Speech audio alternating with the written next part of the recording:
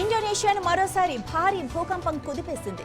Sulawesi ద్వీపంలో Richter స్కేలుపై 6.7 తీవ్రతతో భూకంపం సంభవించింది.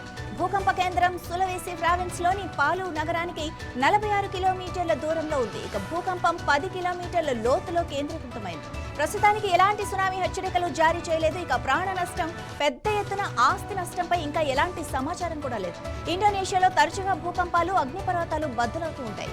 భూకంపంపై స్థానికులు తీవ్ర భయాందోళనకైతే గురయ్యారు. ఇక భూకంప కేంద్రం పాలు నగరానికి ఆగ్నేయంగా ఉన్నప్పటికీ ప్రకంపనలు చాలా ప్రాంతాల్లోనే కనిపించాయి. ఇక భూకంపంపై అధికారులు సహాయక చర్యలైతే చేపట్టారు.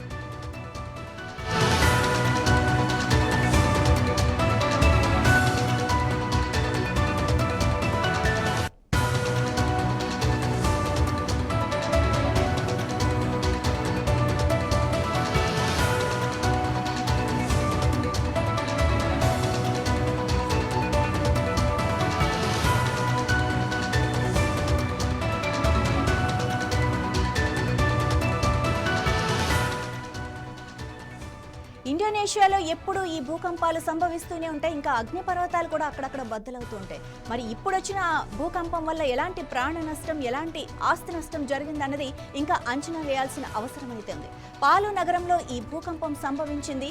ఇక ప్రజలు అప్రమత్తంగా ఉండి బయటకు అయితే పరుగులు తీశారు. బట్ ఎంతమంది చనిపోయారు, ఎంత ఆస్తి నష్టం సంభవించింది అన్నది ఇంకా అంచనా వేయాల్సిన పరిస్థితి ఉంది.